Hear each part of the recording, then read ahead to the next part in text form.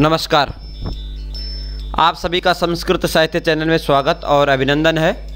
आज हम अथर्ववेदीय ब्राह्मण का अध्ययन करेंगे। अथर्ववेद पर केवल एक ब्राह्मण ग्रंथ प्राप्त होता है और जिसका नाम है गोपत ब्राह्मण। गोपत ब्राह्मण दो भागों में मिलता है, पहला पूर्व गोपत और दूसरा है उत्तर गोपत।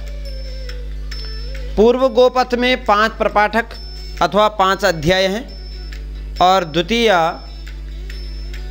प्रपाठक में अर्थात उत्तर गोपत में 6 प्रपाठक अथवा 6 अध्याय हैं। प्रपाठकों का विभाजन कंडिकाओं में किया गया है और संपूर्ण गोपत ब्राह्मण में 258 कंडिकाएं हैं। इस गोपत ब्राह्मण ग्रंथ में अथर्ववेद की महिमा गाई गई है। अथर्व सब ब्राह्मणों में अग्रगण्य और प्रथम माना जाता है। ओंकार की उत्पत्ति यहाँ बतलाई गई है। पूर्व गोपत के प्रथम प्रपाठक में ओंकार और गायत्री की महिमा दिखलाई गई है। द्वितीय प्रपाठक में ब्रह्मचारी के नियमों का वर्णन किया गया है और वेद के अध्ययन के लिए 12 वर्ष का समय नियत रखा गया है। बालक की प्रज्ञा को देख करके अवधि को कम भी किया जा सकता है, अर्थात 12 वर्ष से पूर्व भी बालक वेद का अध्ययन कर सकता है। तृतीय प्रपाठक में यज्ञों के 4 ऋत्विज होता, अध्वर्यु, उद्गाता और ब्रह्मा के कार्यकलापों का वर्णन किया गया है। चतुर्थ प्रपाठक में अर्थात चौथे अध्याय में ऋत्विजों की दीक्षा का वर्णन किया गया।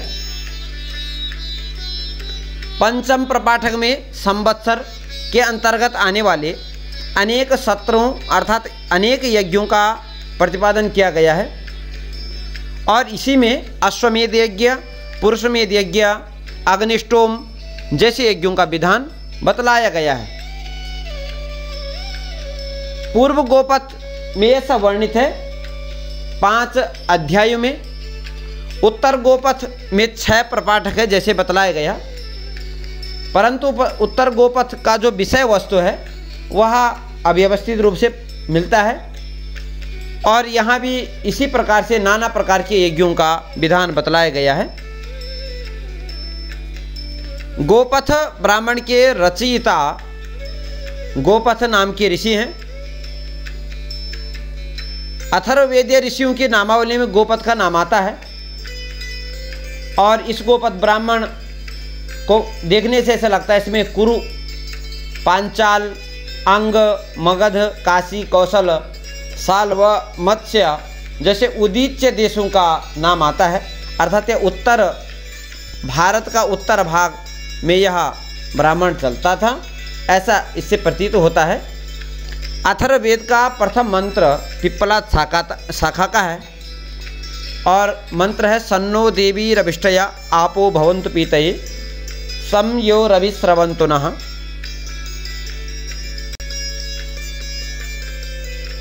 यास्क ने निरुक्त में गोपथ ब्राह्मण के अंशों को उद्धृत किया है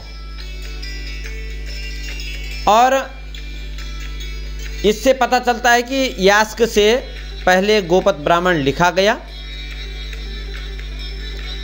यहाँ कहा गया है कि जो ब्राह्मण ग्रंथ है उनको न तो गाना चाहिए, न ही नाचना चाहिए और न ही उनको किसी प्रकार से अन्य प्रकार से नहीं गाना चाहिए, अर्थात तस्माद्र ब्राह्मणो नैव गायेन न नृत्येत न मागलागृधः, अर्थात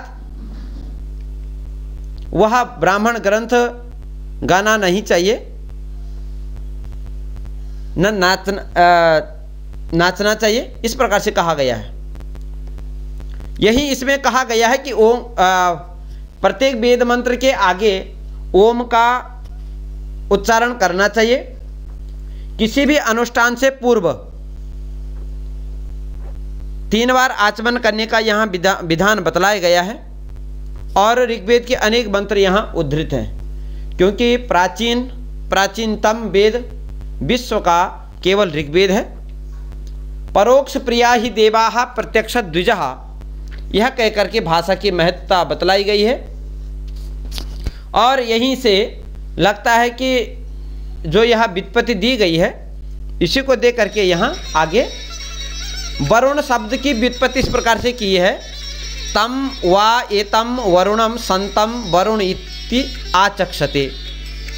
मृत्यु शब्द की व्युत्पत्ति मुच्चु शब्द से सिद्ध की गई है। दीक्षित शब्द की उत्पत्ति की गई कि श्रेष्ठाम धियम क्षीयति इति तम वा एतम दीक्षितम संतम दीक्षित इति आचक्षते। अर्थात श्रेष्ठ घी को आश्रय करने वाला व्यक्ति ही क्या है, दीक्षित है। अनेक प्रकार के यहाँ व्युत्पत्तियाँ दी गई हैं और जिनका आश्रय लेकर के निघंटु ने अपनी निरुक्ति भाषा संबंधी निरुक्तियाँ की।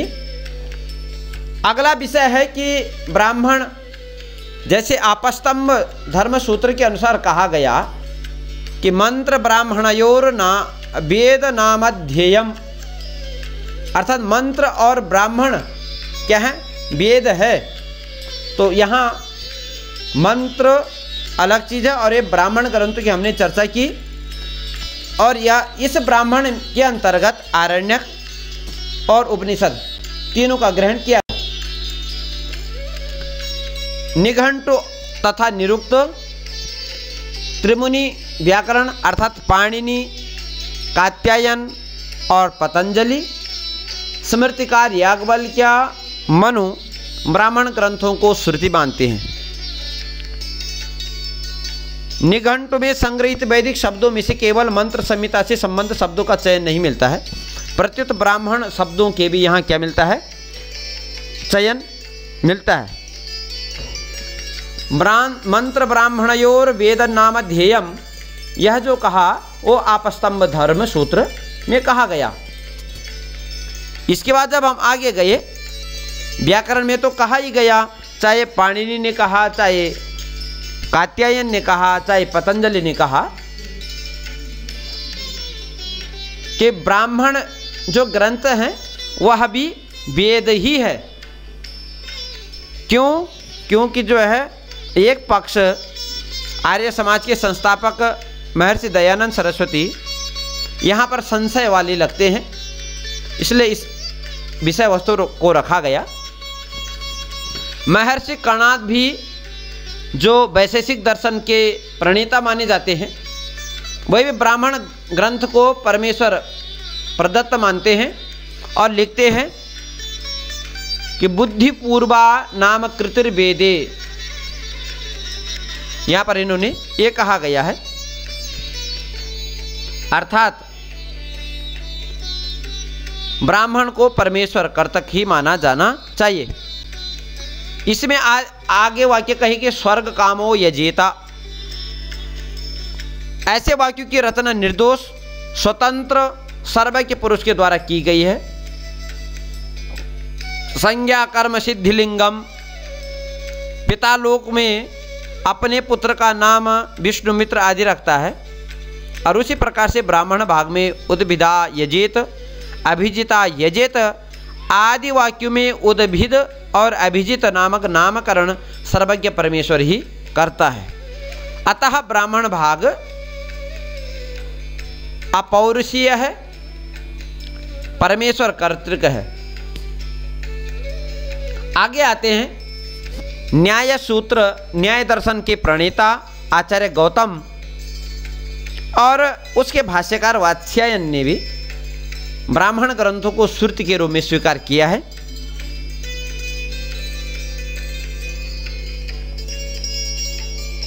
उत्तर मीमांसा के जो कर्ता है अर्थात ब्रह्म सूत्र के कर्ता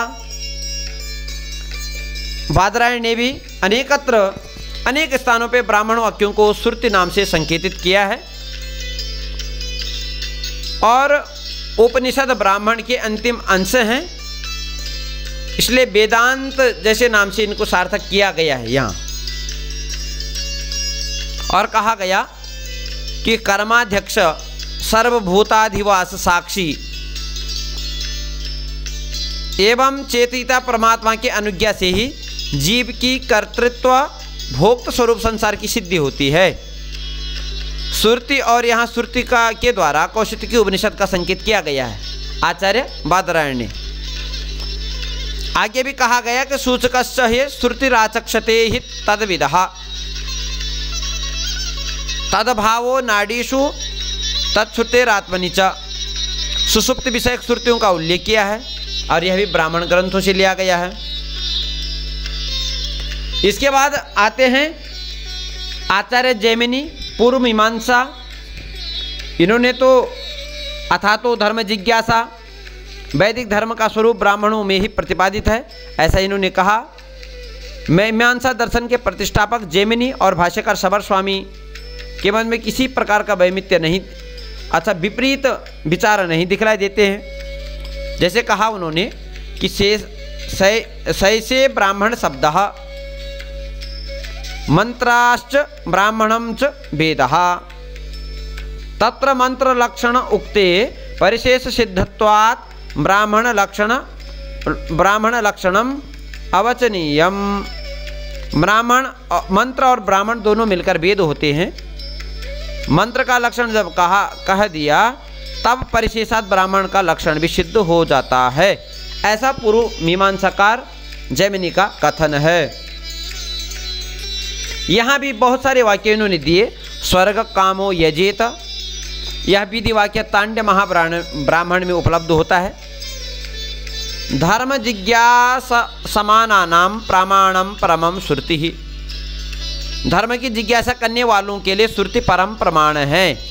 धर्म से तात्पर्य यहाँ अग्निहोत्रादिकों से है और उन अग्निहोत्र ज्योतिष्टोमादि का जो वर्णन है वह ब्राह्मण ग्रंथों में प्राप्त होता है। जैसे अग्निहोत्रम जुहुयाता, मनुस्मृति में भी कहा गया कि श्रुतिष्ट वेदो विज्ञेयो धर्मशास्त्रम तो वै स्मृति ही, श्रुति और वेद का अभेद प्रतिपादन है। आगे कहा गया कि विविधाच औपनिषधीरात्म संसिद्धये श्रुति ही, उपनिषदों को श्रुति अर्थात वेद कहा गया है। उपनिषद तो ब्राह्मण के ही अंग हैं, अर्थात उपनिषद जो वेदांत का अंत भाग है ब्राह्मण के ही अंग है, अर्थात ब्राह्मण भी वेद है।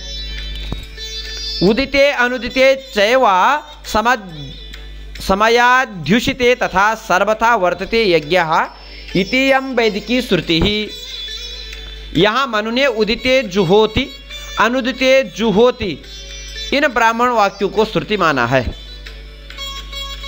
और वर्णाश्रम धर्म का विधान वेद में मनु मानते हैं, किंतु अग्निहोत्र दर्श पौर्णमास आदि धार्मिक विधानों एवं अनुष्ठानों का निर्देश तो ब्राह्मण ग्रंथों में ही उपलब्ध होता है। अतः यह बताना जरूरी है कि ब्राह्मण ग्रंथ ही वेद है। वो एक की विपरीत मति होने से, अर्थात आर्य समाज के संस्थापक महर्षि दयानंद ब्राह्मण ग्रंथों को वेद नहीं मानते हैं। अन्य इतर जो महर्षि हैं, चाहे कहा कि निरुक्तकार है, चाहे त्रिमुनि पाणिनि कात्यायन पतंजलि हो, न्याय वैशेषिक धर्म अर्थात आगे योग आया, पूर्व मीमांसा उत्तर मीमांसा, स्मृतिकारों में भी सब ने स्वीकार किया कि ब्राह्मण जो ग्रंथ हैं वह वेद का ही भाग है। यह आज हमने सभी ब्राह्मण ग्रंथों में ऋग्वेद, यजुर्वेद, सामवेद और अथर्ववेद के ब्राह्मण ग्रंथों पर चर्चा की। आगे हम आरण्य ग्रंथों पर चर्चा करेंगे। धन्यवाद, नमस्कार।